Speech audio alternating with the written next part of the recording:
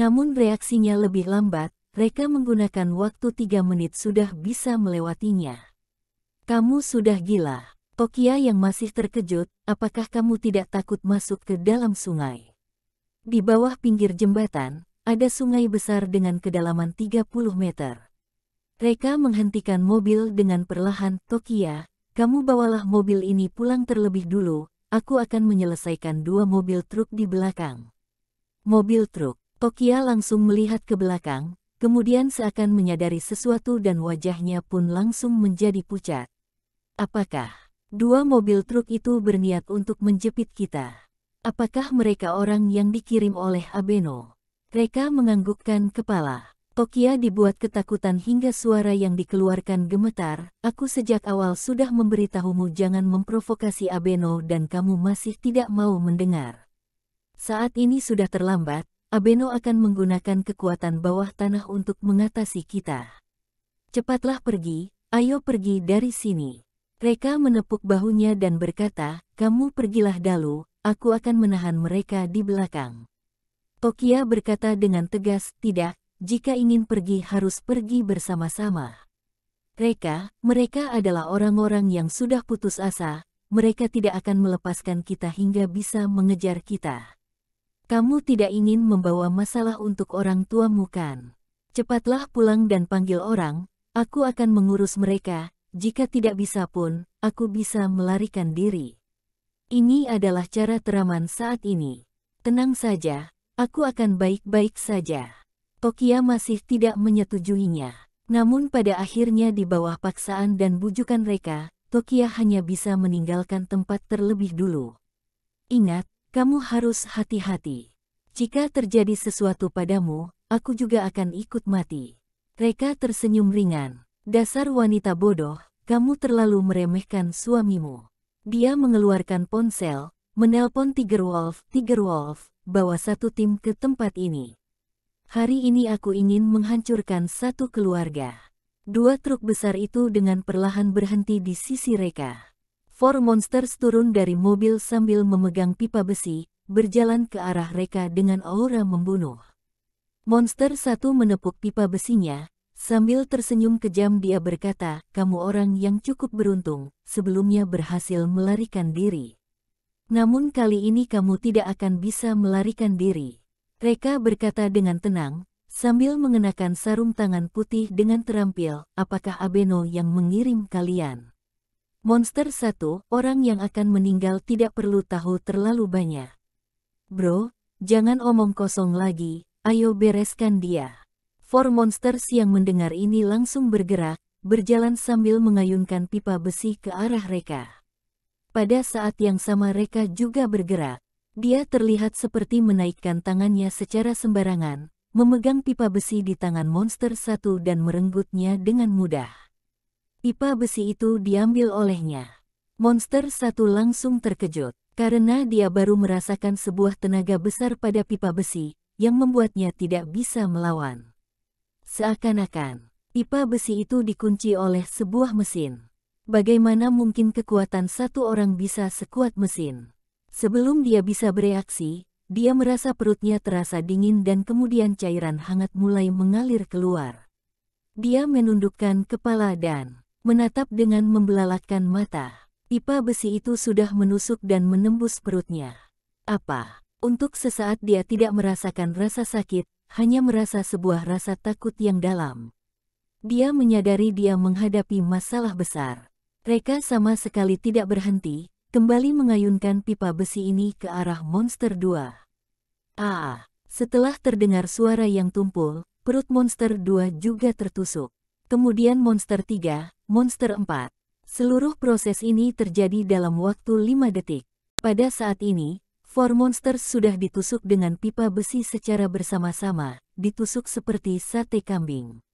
Bahkan pipa besi ini sudah menusuk tulang punggung monster 4, hal ini langsung membuatnya mati di tempat. Monster 3 dan yang lain hanya bisa membelalakkan mata menatap Reka dengan ngeri. Setan. Orang di hadapan mereka ini adalah setan kan? Tidak, bahkan setan pun tidak akan bertindak sekejam ini. Sialan, musuh macam apa yang diberikan Abeno kepada mereka? Reka berjongkok, sambil mencibir berkata, satu keluarga harus terlihat rapi. Four Monsters, Reka, coba katakan, siapa yang mengirim kalian ke sini? Mereka bertiga hanya terus berteriak, sama sekali tidak menjawab. Reka langsung mengambil sebatang pipa besi dan menusuk mereka berempat. Cepat katakan, siapa yang mengirim kalian ke sini? Four Monsters sudah dibuat frustrasi. Abeno, kami dikirim oleh Abeno. Reka menganggukkan kepala dengan puas. Ingatlah baik-baik, datanglah langsung padaku di masa depan. Jika ada yang berani menyentuh istriku, aku akan membunuh seluruh keluargamu. Bahkan jika kalian menjadi hantu pun, aku akan menghancurkan roh kalian. Dia kembali mengambil pipa besi, dengan tepat menusukkannya ke jantung Four Monsters. Puff-puff. Pada saat matahari terbenam, kilauan darah di atas tanah membentuk cahaya kontras satu sama lain. Pada saat ini 5 truk yang digunakan militer dengan perlahan berhenti di sisi Reka. Tentara bersenjata berat tidak terhitung jumlahnya, mengenakan pakaian kamuflase mulai turun dari mobil dan mengepung tempat kejadian. Keempat orang ditusuk menjadi sate, menampilkan pemandangan berdarah yang mengerikan, namun para tentara ini menghadapinya dengan tenang. Tiger Wolf berlari kecil ke sisi Reka, memberinya salam hormat militer. Maaf Tuan Agung Valkyrie, aku datang terlambat, membuat Anda harus melakukannya sendiri.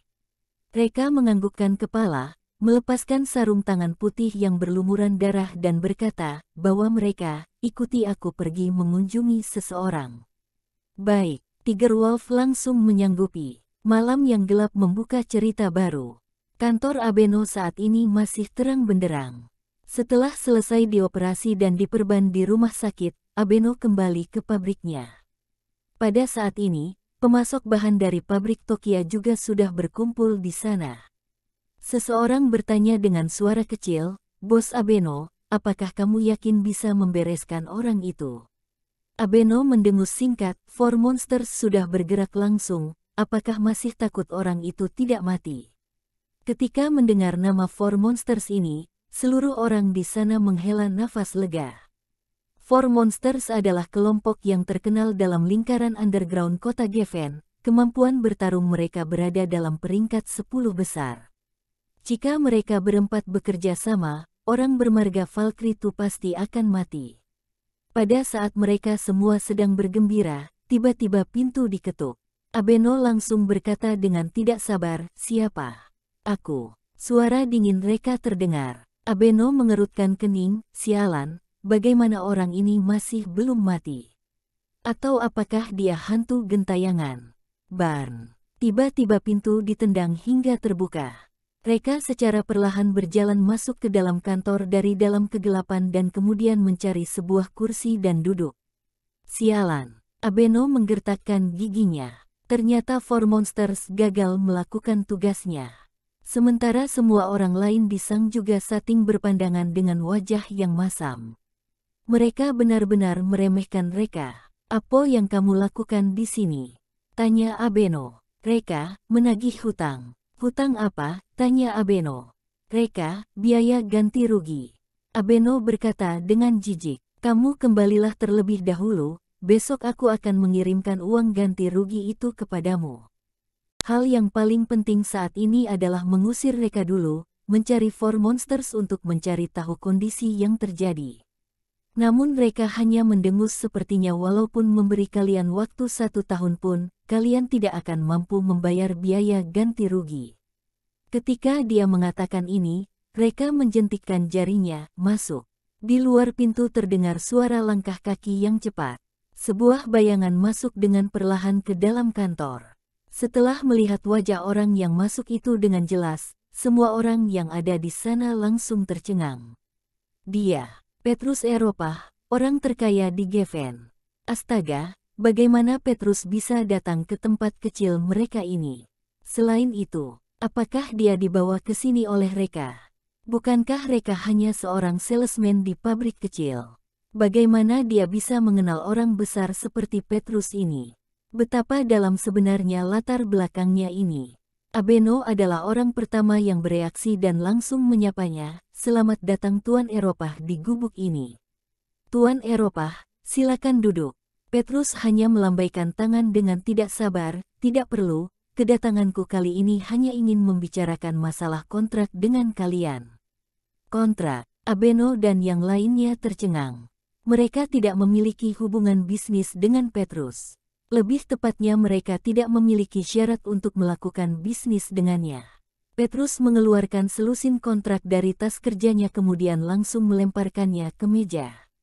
Abeno dan yang lain melihat singkat dan langsung merasa tidak bisa bernafas.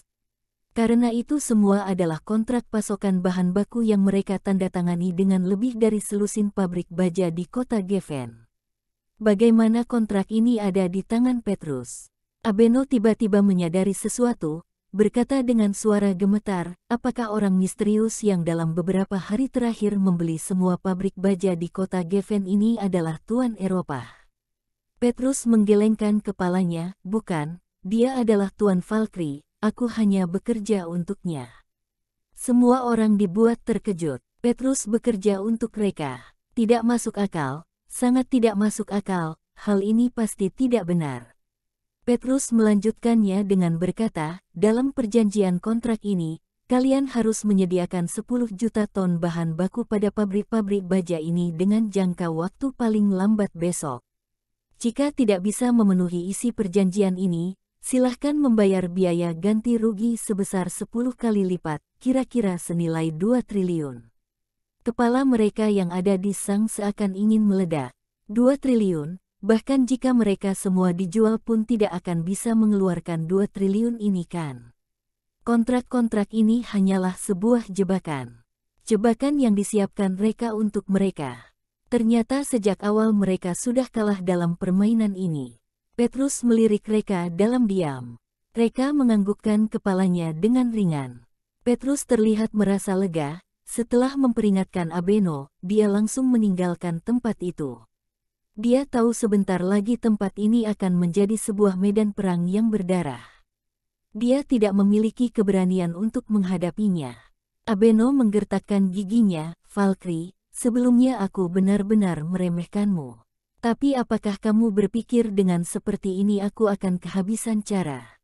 Haha, bercanda ya. Reka mengangkat bahunya, bagaimana rencanamu untuk menyelesaikannya?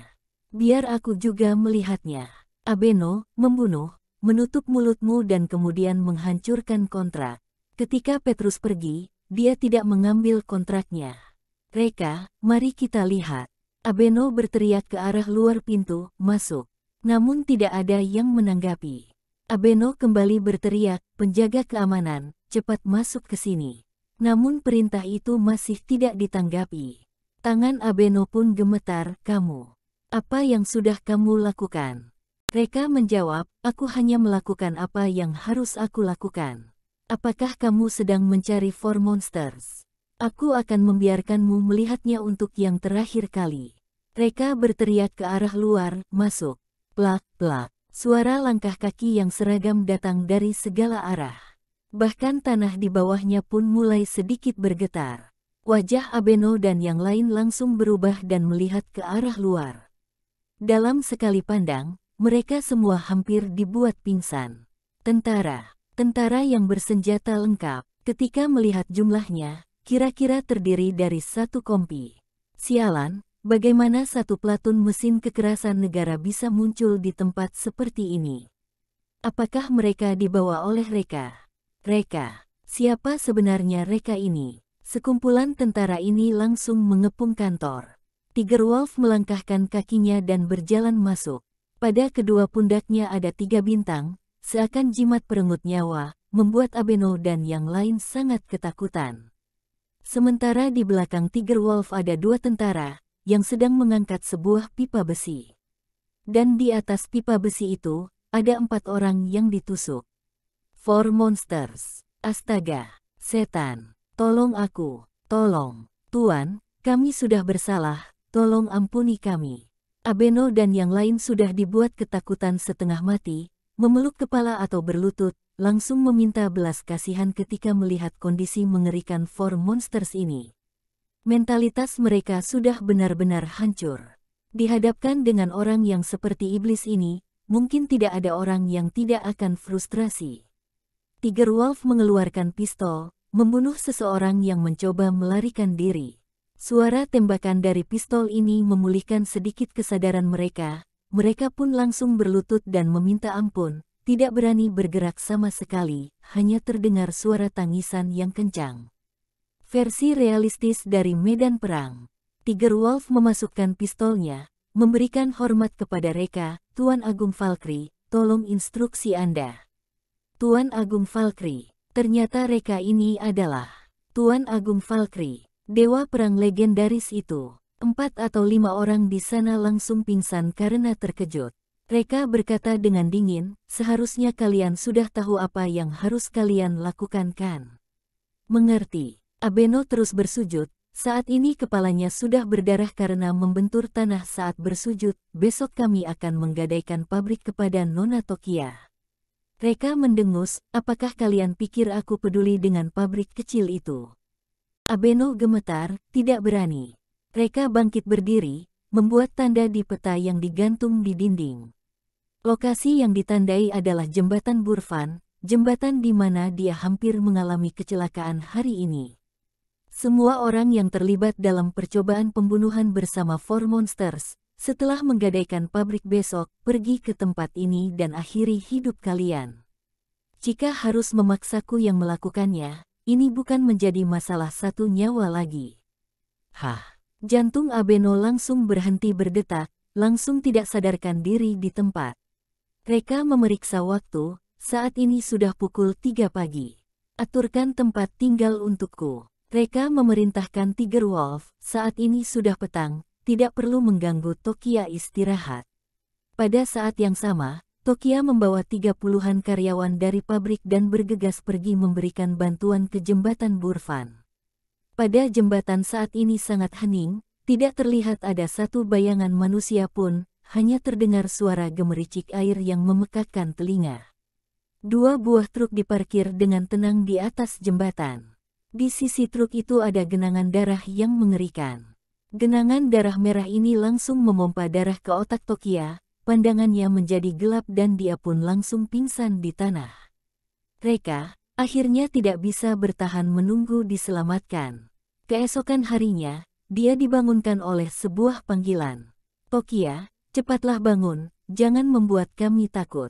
Tokia membuka matanya dengan perlahan. Pada saat ini otaknya terasa kosong. Dia menolehkan kepala dan melihat ke samping. Selain orang tua, paman pertama dan paman keduanya juga sudah datang, bahkan kakek dan Greg juga ada di sana. Hanya saja lengan mereka semua dibungkus dengan selembar kain kasa. Tiba-tiba Tokia teringat, dia pun langsung berteriak dengan kencang, kalian. Mengapa kalian mengenakan kain putih itu? Ayah, ibu, cepat selamatkan Reka, cepat selamatkan Reka. Dia pasti masih hidup. Avril sibuk memeluk Tokia. Tokia, tenanglah terlebih dahulu. Reka, dia mungkin sudah. Hei, putriku yang malang. Ketika dia mengatakannya, air mata Avril mulai mengalir turun.